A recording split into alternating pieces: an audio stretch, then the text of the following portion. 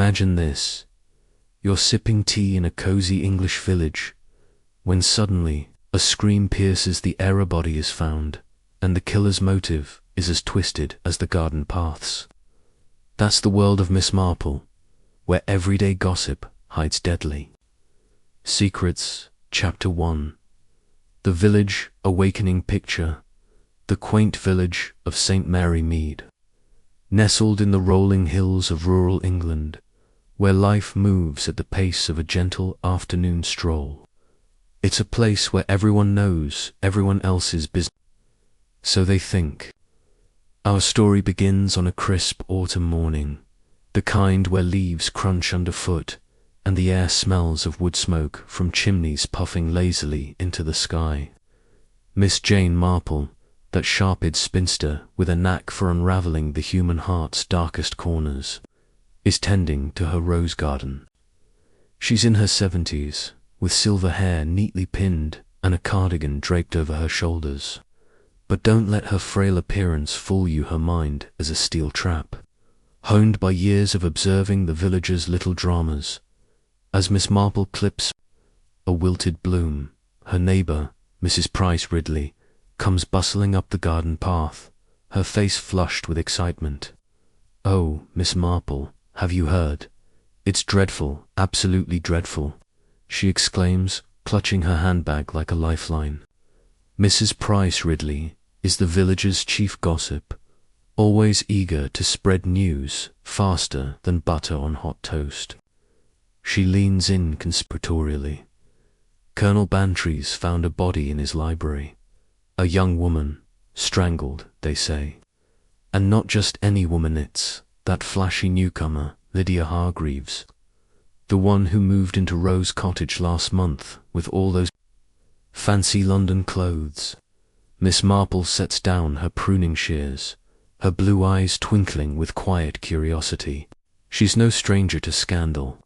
In fact, she's solved more than her share of puzzles that baffled the police. "Dear me," she murmurs, "how very shocking. Tell me everything you know, Mrs. Price Ridley." And so the tale unfolds. Colonel Bantry, a retired military man with a booming voice and a moustache like a hedge, had hosted a small dinner party the night before. Guests included the local vicar, Reverend Clements, the wealthy widow, Mrs. Allerton, and Dr. Haydock, the village physician. Lydia Hargreaves had been invited as well, turning heads with her red silk dress and sparkling jewellery rumoured to be gifts from a mysterious admirer. According to Mrs. Price Ridley, who heard it from the Bantry's maid, the party ended around midnight, and everyone left in good spirits. But this morning, when Colonel Bantry went to fetch his newspaper from the library, there she was, Lydia, sprawled on the Persian rug, a silk scarf twisted round her neck. No signs of forced entry, no weapon left behind, just the eerie silence of a room frozen in time. The police from nearby Much Benham have arrived, led by Inspector Slack, a brusque man who dismisses village intuition as old wives' tales. He's already questioning the colonel, who swears he locked up tight and heard nothing unusual. Miss Marple nods thoughtfully as Mrs. Price Ridley prattles on. "It reminds me of that time in Chipping Cleghorn," she says softly, when a similar announcement led to tragedy. People are not always what they seem. She invites her neighbour in for tea, knowing that a cup of Earl Grey often loosens tongues better than any interrogation. As they sit in her cosy parlour, surrounded by cushions and shelves of well-thumbed books, Miss Marple probes gently. "What do we know about Miss Hargreaves? She seemed so ... out of place here." Mrs. Price Ridley eagerly spills the beans. Lydia was in her late 20s, beautiful with raven hair and a laugh that turned heads. She'd claimed to be escaping the hustle of London after a broken engagement, but whispers suggested otherwise. Some said she was hiding from debts. Others hinted at a scandalous affair with a married man. She'd been seen arguing with Dr. Haydock at the village fete just last week, something about an unpaid medical bill, or was it more personal? And then there was young Tommy Pierce, the gardener's boy, who'd been mooning over her, delivering flowers unasked. Even Mrs. Allerton, who prided herself on her fortune from her late husband's shipping business, had exchanged sharp words with Lydia over tea, accusing her of flirting with the vicar. Miss Marple sips her tea, her mind worry like a wheel clock. Motives, she knows, are like weeds in a garden. They sprout from the soil of human weakness. Jealousy, greed, fear. We must consider the why before the who, she muses aloud. What could drive someone to such an act in a peaceful place like this? She recalls a similar case from her youth, when a housemaid was poisoned over a disputed inheritance. It's often the smallest detail that reveals the truth, she adds, thinking of Lydia's jewellery. Who gave it to her? And why was she at the Bantrys? That night invited, yes, but perhaps with ulterior motives. As the afternoon sun dips lower, Miss Marple decides to pay a visit to the Bantry estate. Dolly Bantry, the Colonel's wife and an old friend, greets her at the door, her usually cheerful face lined with worry. "Jane, thank goodness you're here," she says, ushering Miss Marple into the drawing room. Arthur's beside himself. The inspector thinks it might be an inside job. The library's cordoned off, but Dolly describes the scene. Bookshelves untouched, a half-empty glass of sherry on the side table, and Lydia's handbag spilled open, revealing a crumpled letter. "The police took it," Dolly whispers, "but I glimpsed at something about meeting at midnight, and the truth must come out." Miss Marple's interest peaks. A secret rendezvous, blackmail. She wanders the grounds, noting the side door to the library, half hidden by IVC access for someone familiar with the house. Back inside, she chats with the maid, Elsie, who admits Lydia had lingered after the party, claiming a headache and asking for a private word with the Colonel, but he sent her off politely. Elsie insists. Nothing untoward, miss. By evening, the village is abuzz. At the Blue Boar pub, locals speculate. Was it the vicar, protecting his reputation? Dr. Haydock, covering a medical mistake? Or Mrs. Allerton, jealous of Lydia's youth? Miss Marple retires to her cottage, knitting by the fire, her needles clicking rhythmically as she pieces together the puzzle. The motive, she thinks, lies in the past, something Lydia knew that threatened someone dearly. This awakening in St. Mary Mead sets the stage for deeper revelations, as Miss Marple's quiet observations begin to uncover layers of deceit. In the next chapter, we'll delve into the suspects, alibis, and the first cracks in their stories. Chapter 2. The Web of Alibis. The sun has barely risen over St. Mary Mead, casting a golden glow on the cobblestone paths, but the village is far from serene. News of Lydia Hargreaves' murder has spread like wildfire, and every doorstep hums with hushed speculation. Miss Jane Marple, ever the unobtrusive observer, sits at her breakfast table, a half-eaten scone on her plate and a notebook open beside her. Her delicate hands, still steady despite her age, jot down names: Colonel Bantry, Mrs. Allerton, Dr. Haydock, Reverend Clements, and young Tommy Pierce. Each attended the dinner party at the Bantry estate the night Lydia died, and each, Miss Marple suspects, has a story that may not hold up under scrutiny. Today, she resolves to visit the village hall, where Inspector Slack has set up a makeshift headquarters, questioning guests from that fateful evening. Her goal is simple: to listen, to watch, and to find the thread that unravels the truth.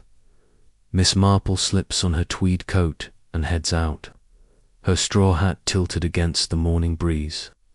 The village hall, a modest building with ivy creeping up its stone walls, is abuzz with activity. Constable Pauk, a young officer with a nervous habit of tugging his ear, guards the entrance. He nods respectfully as Miss Marple approaches. "Morning, Miss Inspector's inside, but it's a right mess. Everyone's got a different story." She smiles faintly, her eyes catching the flicker of unease in his face. "People often do," she replies, stepping into the hall where wooden chairs are arranged in a semicircle, each occupied by a familiar face from the dinner party. Inspector Slack, a man with a permanent scowl and a clipboard clutched like a shield, is grilling Colonel Bantry first. The Colonel, red-faced and indignant, insists he retired to bed after the party, locking the library door himself. "I checked every window, Slack," he booms. "No one could have got in without a key." His wife, Dolly, sitting nearby, nods vigorously, though her fingers twist nervously in her lap. Miss Marple notes the Colonel's blustered it's genuine, but perhaps too forceful, as if he's convincing himself as much as the inspector. She settles into a chair at the back, her knitting needles clicking softly. A perfect excuse to blend into the background. Next up is Mrs. Allerton, the wealthy widow whose sharp tongue and sharper eyes miss nothing. Dressed in a severe black dress, she sits ramrod straight, her lips pursed. "I left the Bantrys at 11:30, she declares, her voice clipped. "I walked home alone, as I always do. My maid, Clara, can confirm I was in by midnight." Miss Marple's needles pause. Mrs. Allerton's house is a good 20-minute walk from the Bantry estate, and the night was dark, with no moon. Could Clara really vouch for the exact time? And why such a brisk departure from a lively party? Miss Marple recalls Mrs. Allerton's frosty exchange with Lydia at the fete something about Lydia's unseemly behaviour with the vicar, jealousy, perhaps, or something deeper. Dr. Haydock is questioned next, his calm demeanour a stark contrast to the Colonel's bluster. The physician, with his neatly trimmed beard and steady hands, claims he drove home after the party, arriving by 11:45. "I live just across the green," he says smoothly. "I was in bed by midnight, and my housekeeper, Mrs. Gibbs, saw me turn in." Miss Marple tilts her head. Dr. Haydock's house is indeed close, but his car was seen parked near Rose Cottage. Lydia's home late that evening by the postman. Was it a medical call or something else? She makes a mental note of his argument with Lydia over that unpaid bill. Could it have been a cover for a more personal dispute? Reverend Clements, a gentle man with a perpetually worried expression, fidgets as he speaks. "I stayed late to help Dolly clear the dessert plates," he says, his voice soft. "I left around 12:15, walking home to the vicarage. My wife was awake, reading, when I arrived." Miss Marple's eyes narrow slightly. The vicarage is a short stroll, but the Reverend's hands tremble as he speaks, and his eyes dart to Mrs. Allerton. Was he nervous about the murderer, about Lydia's flirtations, which had clearly ruffled feathers? Small villages, Miss Marple knows, are breeding grounds for hidden passions, and the Reverend's meekness might mask a secret. Young Tommy Pierce, the gardener's boy, is the last to be questioned. At 19, with tousled hair and a sullen expression, he slouches in his chair. "I wasn't even supposed to be at the party," he mumbles. "I just dropped off some flowers for Mrs. Bantry earlier. I was home by 10, ask my mum." But Miss Marple catches a hitch in his voice. Tommy's infatuation with Lydia was no secret. He'd been seen lingering near her cottage, delivering roses she hadn't ordered. had he been at the Bantry estate later than he claimed, perhaps hoping for a glimpse of her. His alibi hinges on his mother, who might cover for her boy. As the interviews wrap up, Inspector Slack dismisses the group, muttering about useless village gossip. Miss Marple, however, lingers, chatting with Pauke about the weather while her eyes scan the room. She notices a small detail, a smudge of mud on the hall floor, near where Tommy sat, matching the red clay found near the Bantry estate side door. It's a tiny clue, but in her experience, truth often hides in such trifles. She decides to visit the vicarage next, hoping to catch Mrs. Clements off guard with a friendly call. People talk more freely over tea, she thinks, tucking her notebook into her bag. Outside, the village hums with tension. Shopkeepers whisper behind counters, and children peer from behind hedges, sensing the unease. Miss Marple walks slowly, her mind sifting through the alibis like a gardener sorting seeds. Each suspect claims to have been home by midnight, yet Lydia was alive when the party ended. Someone is lying or omitting a crucial detail. The crumpled letter found in her handbag, mentioning a midnight meeting, gnaws at Miss Marple. Who was Lydia meeting, and why? Was it a lover, a creditor, or someone desperate to silence her? As she approaches the vicarage, Miss Marple feels the weight of the mystery settling in. The alibis are a tangled web, each thread plausible yet fragile. She knows from past cases, such as the affair at Little Paddocks, that alibis are only as strong as the motives they conceal. The next chapter will follow her to the vicarage, where a seemingly innocent chat may reveal a crack in someone's carefully crafted story. Chapter 3. Cracks in the facade. The vicarage stands at the edge of St. Mary Mead, a rambling stone house with a thatched roof and a garden overflowing with hollyhocks and lavender. Miss Jane Marple knocks gently on the oak door, her basket of fresh scones a pretext for her visit.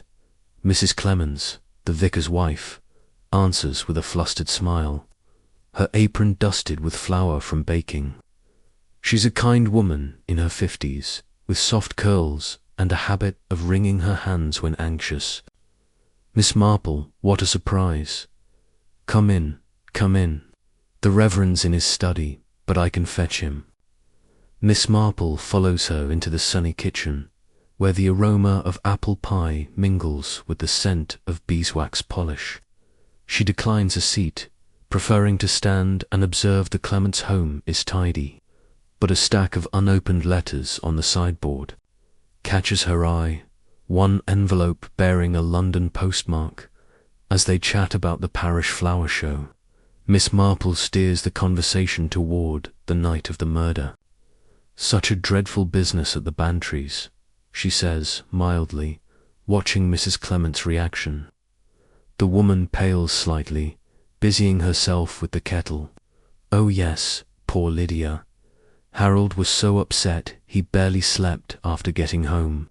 Miss Marple nods, recalling the Reverend's alibi, home by 12:15, with his wife awake and reading. But now Mrs. Clements mentions him arriving closer to 1, her eyes flickering away.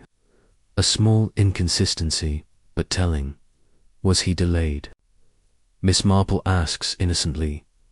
Mrs. Clements hesitates, then confides. He stopped to pray at the church, I think. The door was unlocked, and he often goes there when troubled. Miss Marple's mind races. The church is between the Bantry estate and the vicarage, a perfect spot for a detour, or perhaps a meeting. She accepts a cup of tea, sipping slowly as the Reverend enters, his face drawn and his collar slightly askew. Miss Marple, he greets her warmly, though his voice holds a tremor. To what do we owe this pleasure? She mentions bringing scones as a comfort in trying times, then casually inquires about Lydia. She seemed so lively at the party. Did she confide in you, Reverend? As a spiritual advisor, perhaps? Clements shifts uncomfortably, glancing at his wife. She did seek counsel once or twice about her past in London. Nothing specific, just ... regrets. Pressing gently, Miss Marple learns Lydia had visited the vicarage days before her death, tearful and agitated. She mentioned a letter, the Reverend admits reluctantly, one that upset her greatly. Said it was from an old acquaintance demanding money. Blackmail, Miss Marple thinks, tying back to the crumpled note in Lydia's handbag. Could the Reverend be involved? His hands, she notices, bear faint ink stains, as if from writing in haste. Mrs. Clements interjects, Harold would never harm anyone. He's devoted to his flock. But her defense rings a bit too fervent, and Miss Marple spots a silver locket on the mantel similar to one Lydia wore, described by villagers as a family heirloom. Excusing herself to admire the garden, Miss Marple wanders outside, where the church spire looms nearby. She slips into the shadowy nave, the air cool and musty with the scent of old hymenals. The vestry door is ajar, and inside she finds a wastebasket with torn paper scraps. Piecing them together discreetly, she reads fragments, must pay, or tell all, ... midnight. Her heart quickens. This matches the letter's tone. Was the Reverend destroying evidence or protecting someone? Back at the vicarage, she bids farewell, but not before overhearing Mrs. Clements whisper to her husband, what if they find out about the loan? Walking homeward, Miss Marple ponders the cracks emerging. The Reverend's alibi wavers with his wife's slip, and the blackmail angle points to hidden debts or secrets. Lydia, it seems, knew too much perhaps about the Clements' finances, strained by the vicar's charitable giving beyond his means. Or was it personal? Rumours of Lydia's flirtations with the Reverend now carry weight, especially with Mrs. Allerton's accusations. Miss Marple recalls a parallel from her nephew's tales, a clergyman driven to desperation by scandal by midday. She stops at the post office, where Miss Hartnell, the postmistress, is eager to chat. That Lydia received a parcel from London just yesterday, Miss Hartnell confides, her spectacles glinting, heavy like documents. And she sent a telegram to someone named R. Black urgent, it said. Miss Marple files this RR. Black could be the blackmailer or an alias. She buys stamps as cover, her thoughts turning to Dr. Haydock. His argument with Lydia might link to this. Perhaps he treated her for some ailment tied to her past. The afternoon brings a visit from Dolly Bantry, who arrives breathless at Miss Marple's cottage. Jane, the inspector, found fingerprints on the sherry glass Lydia's, and another's, unidentified. Miss Marple offers tea, probing about the party guests' drinks. The Reverend preferred port, Dolly recalls, but he did pour Lydia a sherry before leaving. Another thread, Clement's hands near the glass, perhaps leaving prints. Dolly adds, and Tommy Pierce was seen near the church that night, loitering like a lost soul. As evening falls, Miss Marple knits by her window, watching shadows lengthen. Across the green, the facade of innocence in St. Mary Mead is crumbling, revealing motives rooted in shame and desperation. The Reverend's secret, whatever it is, may be the cure, a red herring leading to another's guilt. In the coming chapter, she confronts Dr. Haydock, where medical records and hidden affairs might expose the next layer of deceit. Chapter 4. The Doctor's Dilemma. The morning mist clings to the meadows of St. Mary Mead, softening the edges of the village as Miss Jane Marple makes her way to Dr. Haydock's surgery. The small brick building, tucked behind a row of elms, serves as both his office and home, its windows glowing warmly despite the chill. Miss Marple carries a jar of homemade marmalade, a neighbourly gesture that masks her true purpose, to probe the doctor's connection to Lydia Hargreaves. Her mind is sharp, piecing together the threads from the vicarage blackmail, a mysterious letter, and the Reverend's shaky alibi. Now, Dr. Haydock's argument with Lydia at the village fete looms large, as does his car spotted near her cottage the night of the murder. Inside the surgery, the air smells of antiseptic and old leather. Dr. Haydock, a man in his late 40s with a calm demeanour and steady grey eyes, greets her warmly. "Miss Marple, always a pleasure. Is that marmalade for me?" His smile is genuine, but there's a tightness around his mouth, a hint of strain. She hands over the jar, settling into a chair opposite his cluttered desk, where medical journals sit alongside a framed photo of a younger Haydock in military uniform. "I thought you might need cheering," she says lightly, "with all this trouble in the village."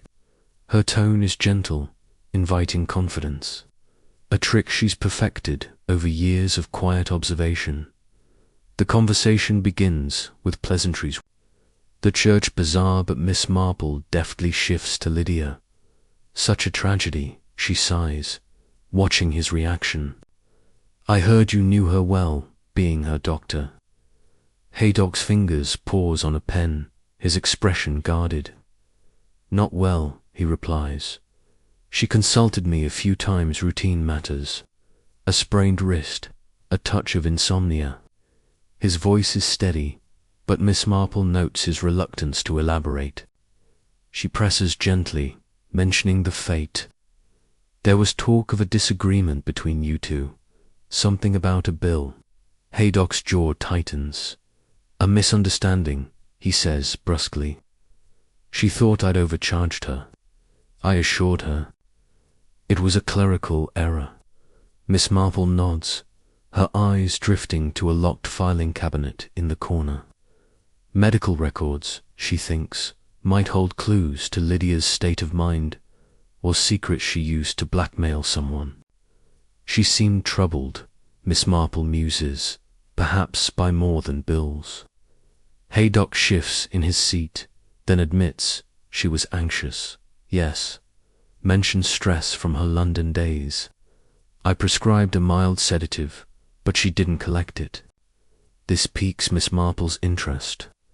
Why would Lydia, clearly distressed, ignore a prescription? Was she avoiding the doctor or afraid? Changing tack, Miss Marple asks about the night of the murder. Haydock reiterates his alibi, home by 11:45, confirmed by his housekeeper, Mrs. Gibbs. "I parked my car in the drive and went straight to bed," he says firmly. But Miss Marple recalls the postman's sighting of his car near Rose Cottage, closer to midnight. "Odd," she says casually. "Someone mentioned seeing your car elsewhere that evening." Haydock's eyes flicker, but he recovers quickly. "Must have been mistaken. I often drive that way to check on patients." His explanation is plausible, yet Miss Marple senses evasion.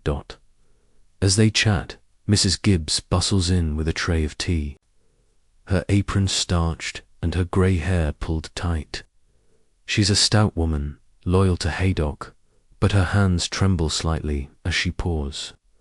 Miss Marple, ever observant, notices a bandage on her finger, fresh cut, perhaps from gardening or something. More telling. "Mrs. Gibbs," she says kindly, "you must have been shaken with the murder so close." The housekeeper nods, her voice low.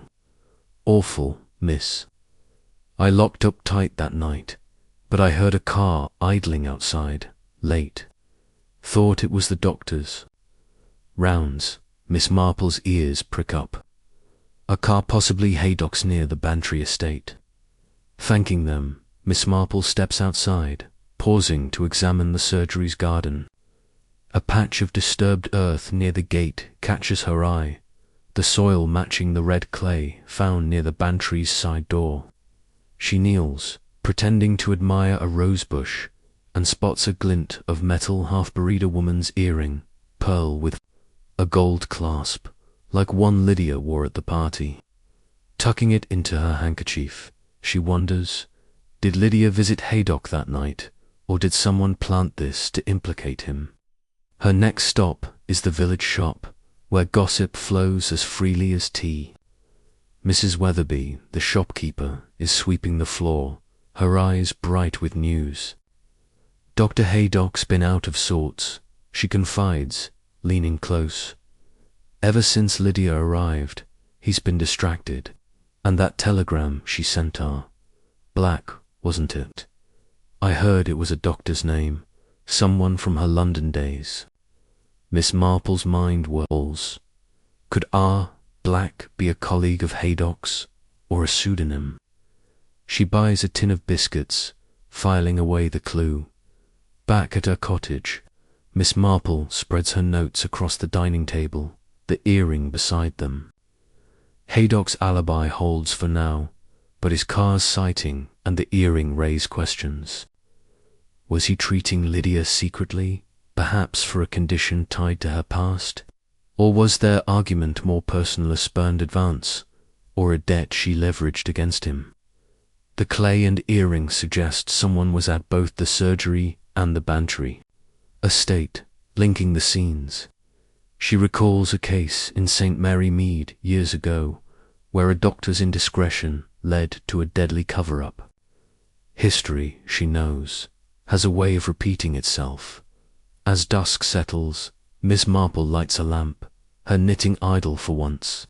The doctor's dilemma, whether medical, romantic, or criminal, is a puzzle piece that doesn't quite fit. The earring, the clay, the telegram point to a deeper connection between Lydia and Haydock, one he's reluctant to reveal. Tomorrow she visit Mrs. Allerton, whose jealousy and wealth might hide a motive of their own.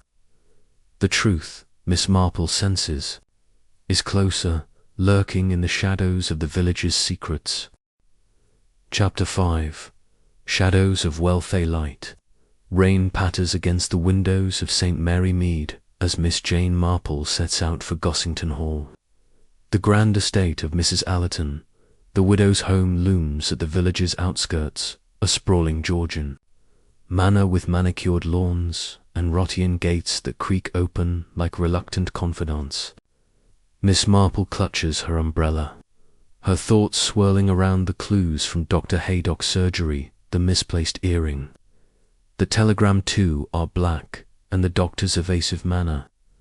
Now her focus turns to Mrs. Allerton, whose sharp words, with Lydia at the fete and pointed glares at the dinner party, suggest a grudge deeper than mere disapproval. Wealth, Miss Marple knows, can breed envy or entitlement. And Mrs. Allerton's fortune from her late husband's shipping empire might conceal a vulnerability Lydia exploited. The butler, a stern man named Jenkins, ushers her into the drawing room, where heavy velvet curtains muffle the rain's drum. Mrs. Allerton sits by the fireplace, her black morning dress accentuating her angular features and steel-grey hair. She's in her 60s, with a posture that speaks of old money and older resentments. Miss Marple, she says coolly, gesturing to a brocade chair, to what do I owe this intrusion? Her tone is polite but edged, like a blade wrapped in silk. Miss Marple smiles serenely, producing a small bouquet of garden flowers as her excuse. Just a neighbourly visit, dear. These trying times call for solidarity. As they sip sherry from crystal glasses, Miss Marple guides the talk to the murder. Lydia was such a vibrant soul, she observes, watching Mrs. Allerton's grip tighten on her glass, though I gather not everyone warmed to her. The widow snorts softly, vibrant, vulgar, more like, parading her youth in those trinkets like a peacock. She had no place here. Miss Marple nods, probing further. I heard words were exchanged at the fat about the vicar, perhaps. Mrs. Allerton's eyes flash. She flirted shamelessly with Reverend Clements, at her age, with a man of the cloth. I told her as much disgraceful behaviour.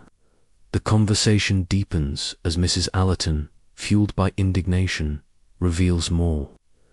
Lydia had approached her weeks ago, seeking a loan for some London debts, hinting at shared acquaintances from the widow's past. She knew things, Mrs. Allerton admits bitterly, about my husband's business dealings. Unsavoury rumours he'd quashed years ago smuggling, they said, though it was all lies. Miss Marple's interest sharpens.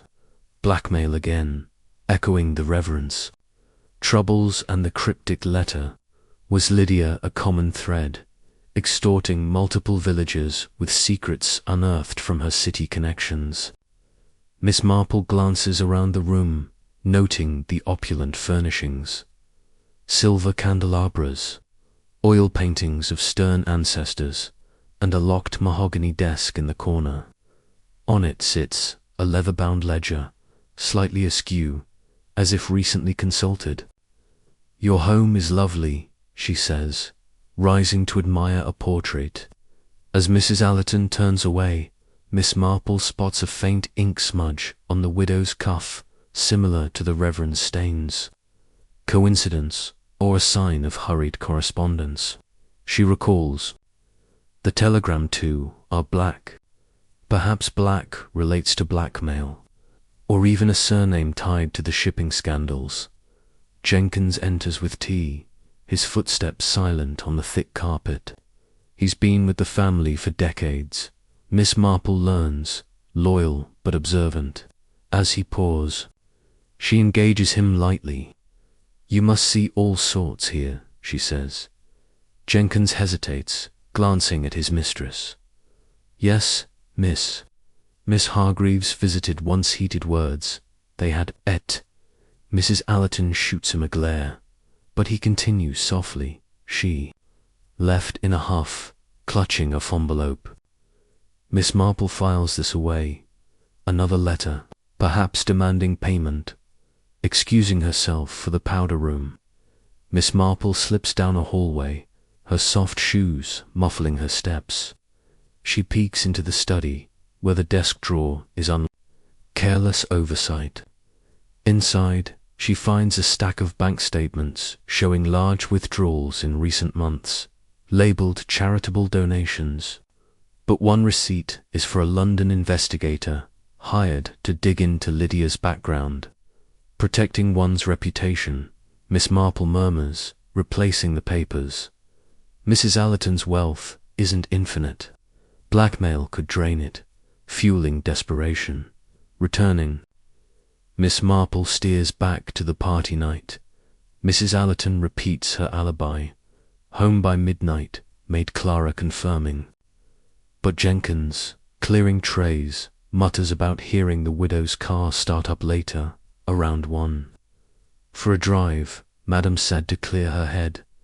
Mrs. Allerton's face hardens. Nonsense. You misremember. The discrepancy hangs in the air, thick as the rain outside. Miss Marple thinks of the sherry glass fingerprints. Mrs. Allerton favoured sherry at the party. Her gloves off for the toast.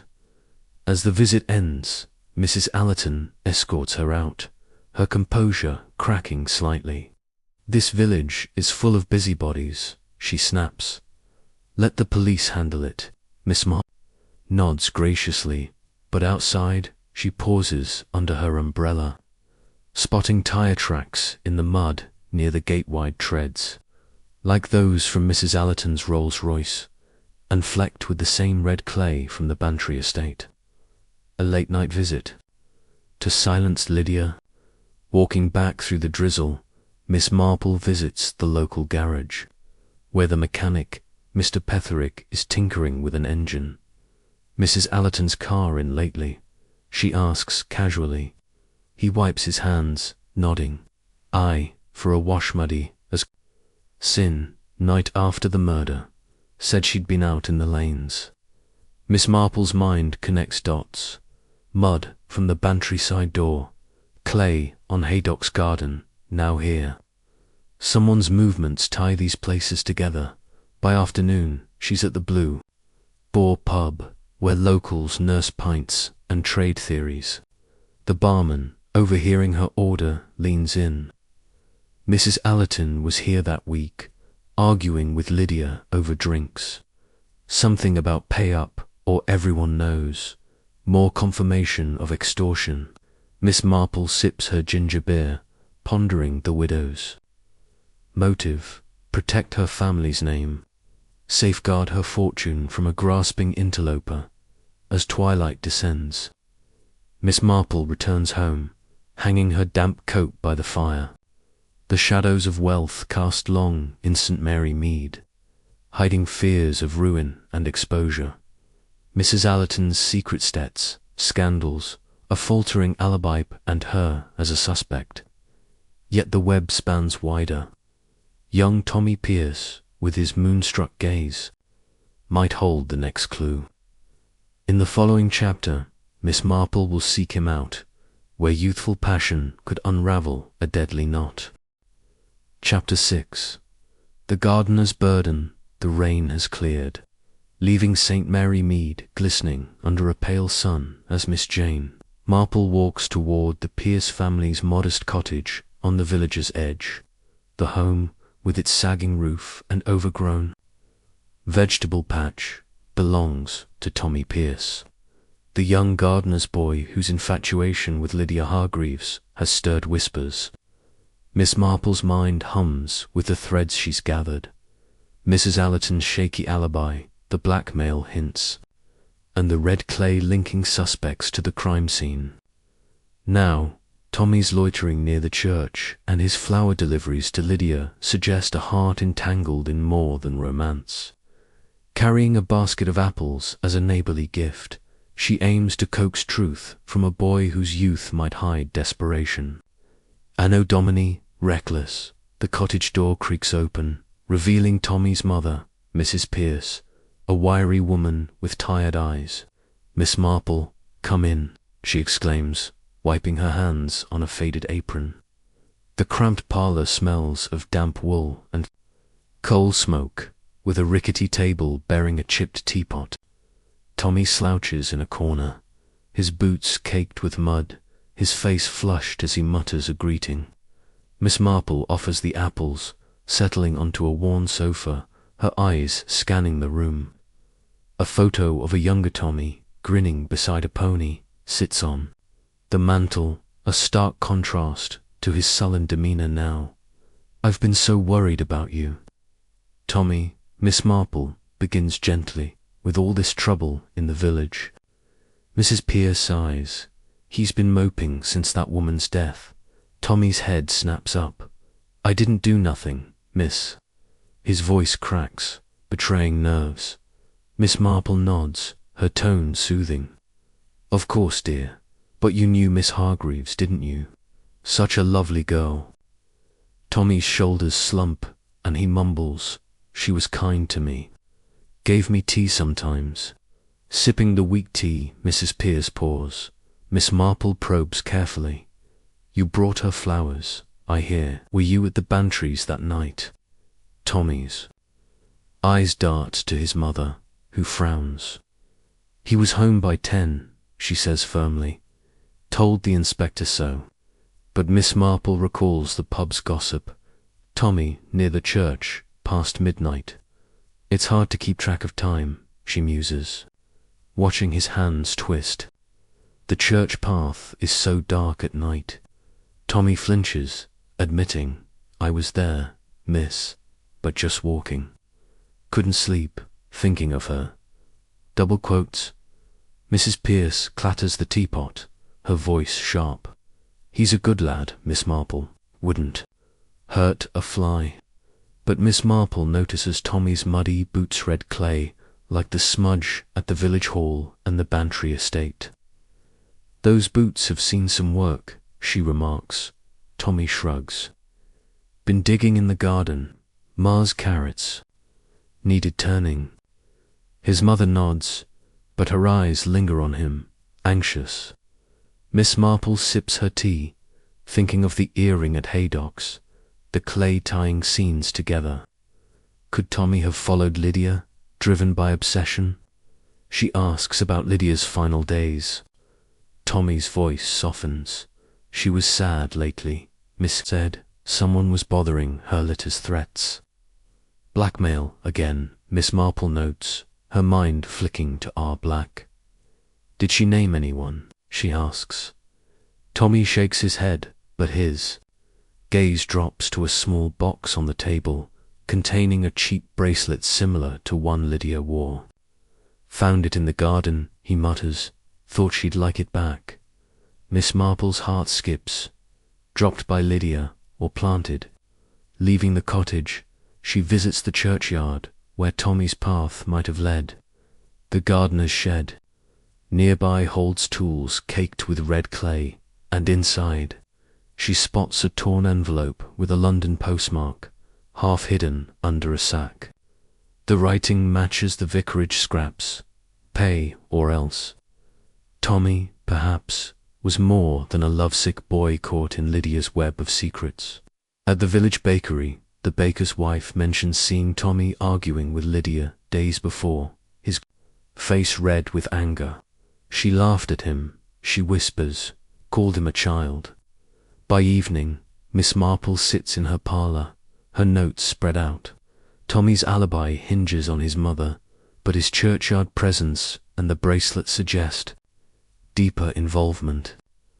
Was he a victim of Lydia's charm, or a desperate youth hiding a crime?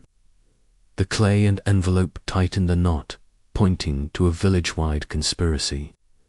Next, she revisit Colonel Bantry, where the library's secrets might finally crack open the truth. Chapter 7. The Library's Secrets. The late afternoon sun bathes St. Mary Mead in a golden haze as Miss Jane Marple approaches Gossington Hall, the Bantry estate, once more. The sprawling house, with its ivy-clad walls and tall chimneys, seems to hold its breath, guarding the secrets of the night Lydia Hargreaves was found dead in its library. Miss Marple's basket swings lightly on her arm, this time filled with a knitted scarf for Dolly Bantry, a pretext to revisit the scene and probe Colonel Bantry's account. Her mind weaves through the clues. Tommy's muddy boots, Mrs. Allen, late-night drive, the blackmail letters, and the persistent thread of red clay linking the suspects. The library, she senses, is more than a crime scene. It's a vault of truths waiting to be unlocked. Dolly Bantry greets her at the door, her usual cheer subdued by the weight of recent events. "Jane, you're a saint to come," she says, leading her into the drawing room, where a fire crackles against the autumn chill. Colonel Bantry, polishing his spectacles, rises from an armchair, his moustache twitching with unease. "Miss Marple," he booms, "hope you're not here to play detective." His laugh is forced, and Miss Marple smiles gently, handing over the scarf. "Just a friendly visit," she assures, though her eyes are already scanning for clues details. The police might have missed dot over T. Miss Marple steers the conversation to the fatal night. "The library must feel so different now," she says, watching the Colonel's reaction. He nods, his face reddening. "Damned unsettling. Never thought I'd find a body in my own home." He repeats his alibi. Locked the library after the party, retired by midnight, heard nothing. Dolly confirms, but her fingers fidget with her teacup. Miss Marple sips her tea, then asks, "Did Lydia seem herself that evening?" "She stayed late." I hear Dolly hesitates. "She did linger, complaining of a headache. Asked to speak with Arthur privately, but he brushed her off politely, mind." Miss Marple's interest sharpens. A private word could mean anything: business, blackmail, or a personal plea. She requests a tour of the library, citing curiosity about its famous book collection. The Colonel, eager to shift topics, agrees, leading her to the oak-panelled room. The air is heavy with the scent of leather and dust, the Persian rug still bearing faint chalk marks from the police outline. Miss Marple notes the side door, half hidden by ivy, its latch worn but intact. No forced entry, the Colonel insists. I checked it myself. But she spots a faint scratch near the lock recent, perhaps from a tool or key. Kneeling to examine a bookshelf, Miss Marple brushes the rug, revealing a tiny shard of glass under a table. It glints like crystal, matching the sherry glass found with Lydia's prints. "Oh dear," she murmurs, pocketing it discreetly. "A broken glass." Dolly frowns. The police took the one by her body. Must have missed this. Miss Marple's mind races. A second glass could mean another person was there, drinking with Lydia before her death. She asks about the party's drinks. Sherry for most, Dolly recalls, but the Colonel stuck to port. Lydia had 2 glasses. She was quite merry. Wandering to the window, Miss Marple notices the sill's faint dusting of red clay, barely visible. It matches the soil from Haydock's garden, Tommy's boots, and Mrs. Allerton's car. The garden path gets muddy, she comments, and the Colonel grumbles. Elsie's supposed to sweep it daily. The maid, Elsie, enters with a tray, her face pale. Miss Marple engages her gently. "You saw Lydia last, didn't you?" Elsie nods, nervous. "She was by the side door when I locked up. Miss said she needed air. I thought she'd left." This new detailer, lingering, Lydia suggests she waited for someone. Miss Marple recalls the crumpled letter about a midnight meeting. Was it with the Colonel or another? She asks about his routine. "Always lock the side door myself," he says proudly. Old army habit. But Elsie's eyes flicker, and Miss Marple catches it. Later, in the kitchen, she chats with Elsie alone. "You seem troubled, dear," she says. Elsie bites her lip. The Colonel's Keat was missing that morning, then back on the hook by noon. "I didn't tell the inspector, fearing trouble." Back in the drawing room, Miss Marple pieces it together. A missing key, a scratched lock, a shard of glass. Someone entered after the party, perhaps with Lydia's help. The Colonel's bluster feels less certain now. His private talk with Lydia could hide a motive, perhaps tied to her London secrets. At the village inn later, she overhears a retired sergeant who served with Bantry. Old Arthur had debts once. He mutters, from a bad investment. Kept it quiet. Could Lydia have known, threatening to expose him? As evening falls, Miss Marple walks home, the scarf of clues tightening. The library holds more than books. It's a stage where someone met Lydia, argued, and acted. The Colonel's key and the clay suggest access and opportunity, but whose hand held the scarf? Tomorrow she revisit the church, where loose ends letters, alibis, and Tommy's late-night walk might weave the final pattern. The village's secrets are unraveling, one quiet step at a time. Chapter 8. The Churchyard's Echoes. Morning air in St. Mary Mead carries a crisp bite as Miss Jane Marple makes her way to the village church. Its ancient stone spire piercing the sky like a silent sentinel. Her steps are deliberate, her mind threading through the clues gathered so far. The missing key at the Bantry estate, the shard of glass, and the ever-present red clay tying suspects to Lydia Hargreaves' murder. The church, a hub of village life and the site of Tommy Pierce's late-night wandering, beckons as a place where secrets might linger like echoes in its vaulted arches. Carrying a small posy of violets for the altar, She aims to uncover more about the blackmailed letters, fragments, and the shadowy figure. Lydia planned to meet at midnight. The churchyard is quiet, save for the rustle of leaves skittering across gravestones. Miss Marple pauses by the gardener's shed, where she found the torn envelope days ago. The door is locked now, but a quick glance reveals fresh footprints in the damp earth's mole, like Tommy's, and flecked with red clay. She kneels, pretending to adjust her shoe, and notices a scrap of fabric caught on a splinter. Blue cotton, like the jacket Tommy wore at the cottage. Her heart quickens evidence of his return, perhaps to hide or retrieve something.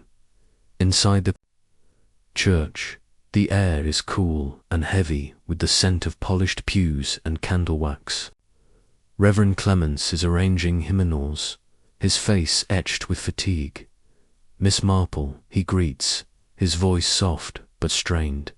Come to help with the flowers. She smiles, placing the violets on the altar, and remarks on the churches. Peacefulness, a comfort in troubled times, she says, watching his hands tremble slightly. You were here late the night of the murder, I hear. Clements nods, repeating his story of praying alone after the Bantry party. I needed solace, he murmurs. The world felt heavy. Miss Marple's eyes drift to the vestry, where she found the letter scraps. Such a tragedy with Lydia, she says gently.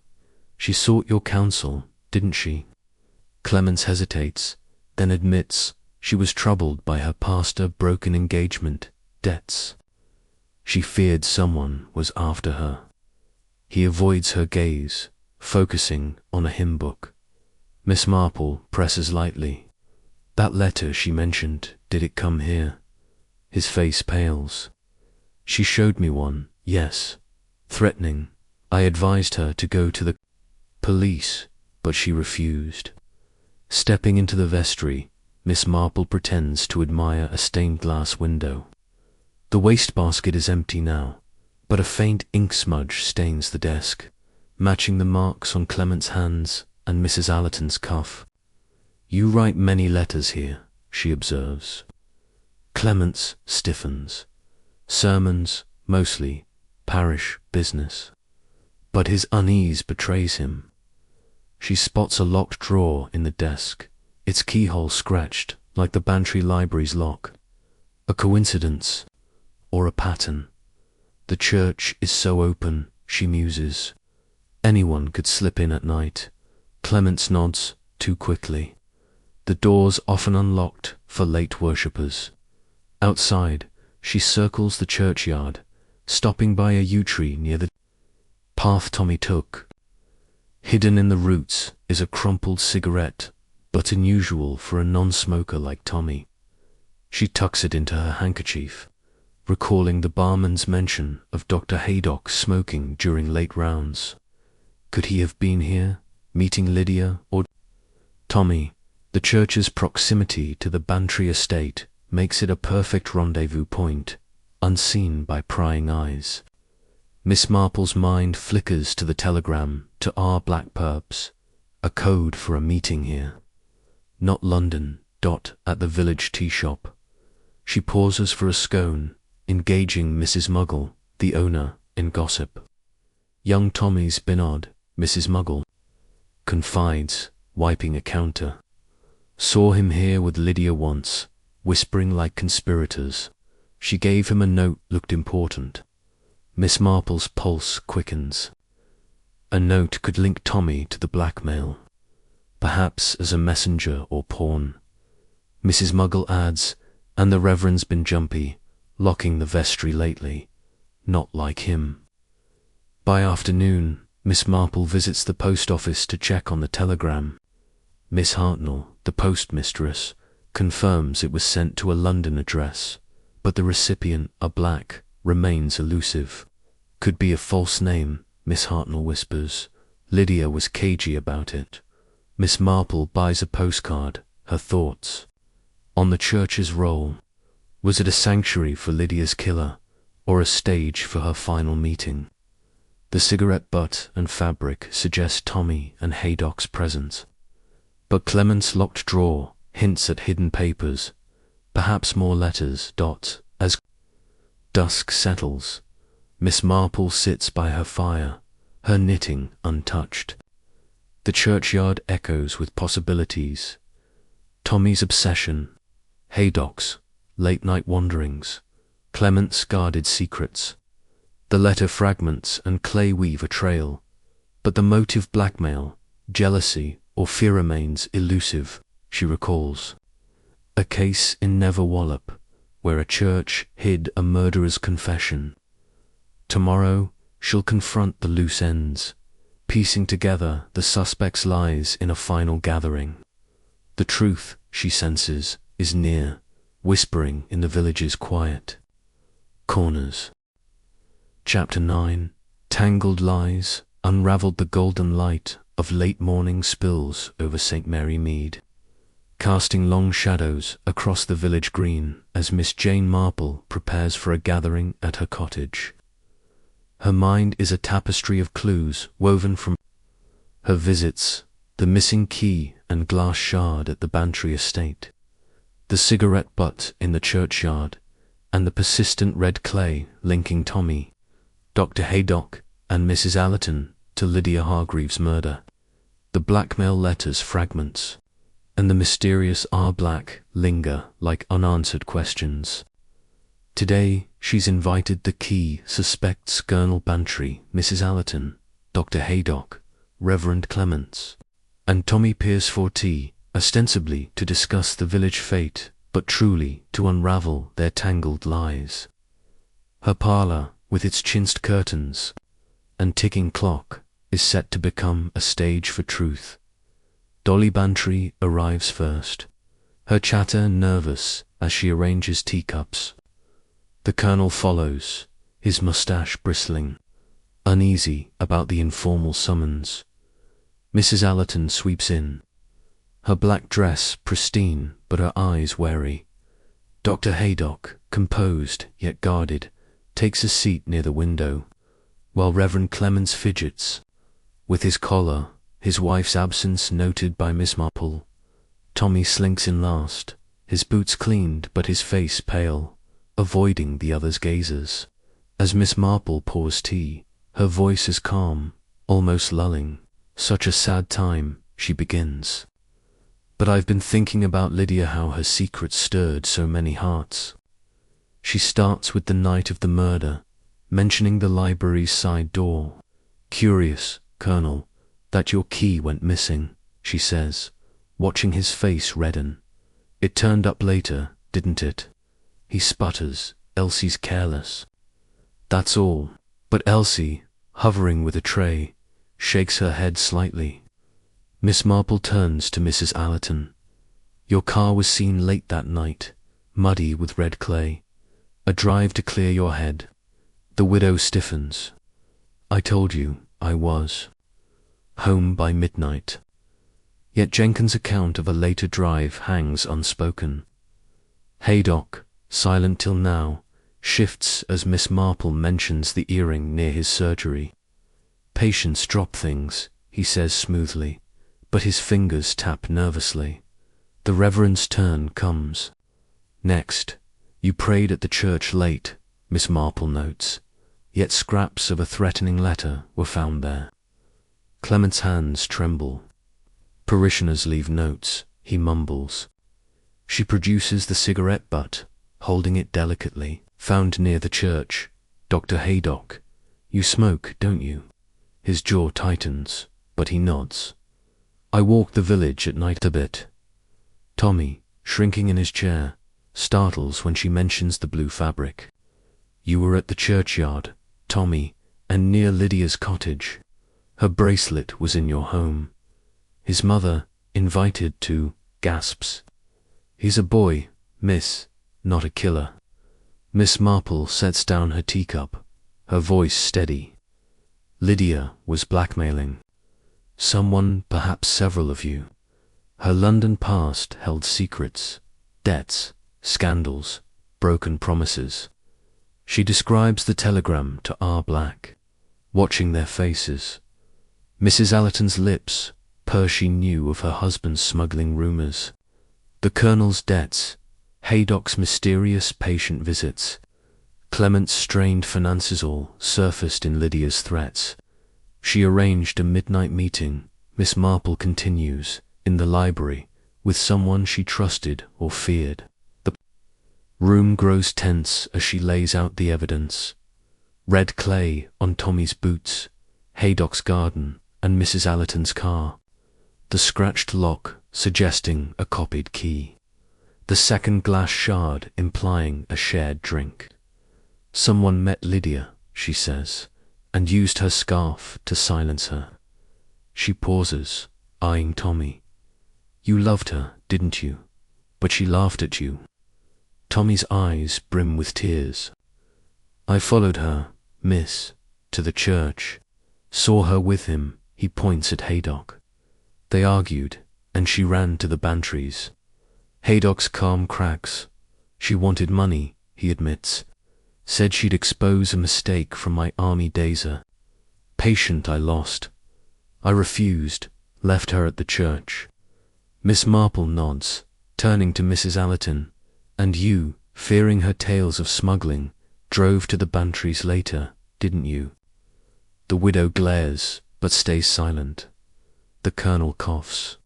She hinted at my debts, but I sent her away. Clements, voice breaking, adds, she knew I'd borrowed from parish funds. I paid her to stay quiet. Miss Marple's eyes soften. Lydia's greed wove this web, but only one of you acted. She lets the silence build, then speaks. The key, the clay, the glass, they point to someone familiar with the library's side door.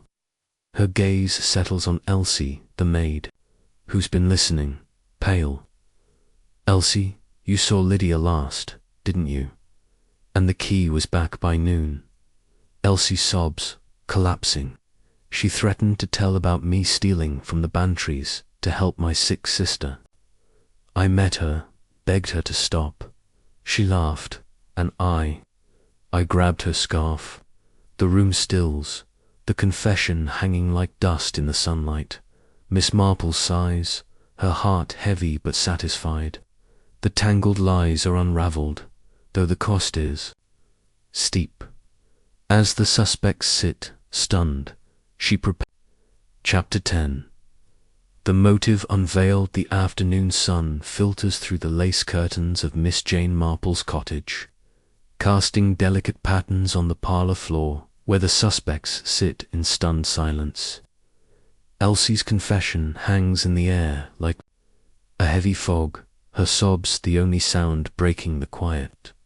Miss Marple, her face a mask of quiet compassion, sets her teacup down with a soft clink. She's seen this before, the moment when the mask slips, revealing the raw humanity beneath. Elsie, the loyal maid who'd served the Bantrys for years, wipes her eyes with a trembling hand. I didn't mean to, she whispers again, her voice breaking. She was going to ruin my tell everyone about the money I took for my sister's medicine. The Bantrys would sack me, and we'd be on the streets. Miss Marple nods slowly, her blue eyes gentle yet piercing. Desperation, my dear, she says softly. It's a powerful motive, stronger than greed or jealousy, because it strikes at the very heart of survival. Inspector Slack arrives promptly, summoned by a quick telephone call from Miss Marple. He's a burly man with a no-nonsense air, his notebook already flipped open as he enters the room. The suspects shift uncomfortably. Colonel Bantry mops his brow. Mrs. Allerton straightens her spine. Dr. Haydock stares at the floor. Reverend Clements clasps his hands in prayer, and Tommy Pierce hugs his knees, looking smaller than his 19 years. Elsie repeats her story under the inspector's stern gaze. How Lydia had discovered her pilfering small sums from the household funds meant for her sister's treatments in London. She laughed at me, Elsie chokes out, said she'd expose me unless I paid her silence money. But I had nothing left. Everything went to the doctors. That night, after the party, Lydia had slipped back into the library through the side door, which Elsie had unlocked for a supposed quick chat. The argument escalated, Lydia's mockery pushing Elsie over the edge. In a flash of rage, she grabbed the silk scarf from Lydia's neck and pulled tight. The room's silence broken only by a muffled struggle. Miss Marple watches as Slack handcuffs Elsie, her mind piecing the final details. The red clay on Elsie's shoes from the garden path she'd crossed in haste matched the traces found everywhere. A careless trail she'd left while covering her tracks. The second sherry glass, poured by Elsie to calm Lydia before the confrontation. Its shard overlooked in the panic. The missing key, borrowed by Elsie to let Lydia in, returned quietly the next morning, and the blackmail letters. Lydia's own handiwork, but Elsie had found one in the library and torn it, scattering pieces in the vestry where she'd hidden briefly, praying for forgiveness. It was never about grand schemes, Miss Marple explains to the group as Elsie is. Led away. Lydia prayed on vulnerabilitize your debts, Colonel. Your medical error, Doctor. The parish funds, Reverend, your family's scandals, Mrs. Allerton, even young Tommy's innocent crush, which she twisted into something cruel. But Elsie had the most to lose, her livelihood, her family, motive-born. A fear is the deadliest, for it blinds us to consequences. The room empties slowly, the suspects murmuring their goodbyes, each carrying the weight of their own exposed secrets. Colonel Bantry claps Miss Marple on the shoulder, his voice gruff with gratitude. You've saved us all from suspicion, Jane, though I suppose the village will talk for months. Dolly hugs her tightly, whispering, You're a wonder, Mrs. Allerton. Nods stiffly, her pride intact, but her eyes softened. I misjudged you, she admits. Dr. Haydock shakes her hand, promising to check on Elsie in custody. Reverend Clements blesses her, his relief palpable. Tommy, last to leave, mumbles a thank you, his infatuation shattered but his innocence preserved. As the door closes, Miss Marple sighs, sinking into her armchair. The village will heal. She knows gossip will fade.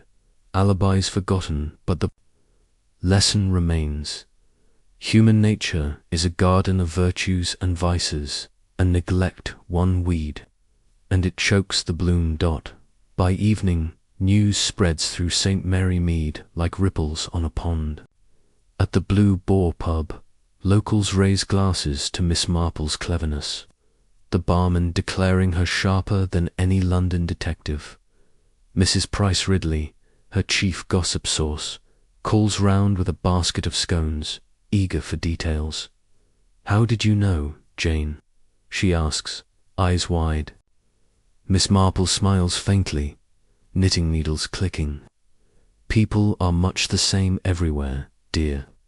A maid's quiet desperation mirrors a housemaid's plight. I knew long ago small thefts leading to big tragedies.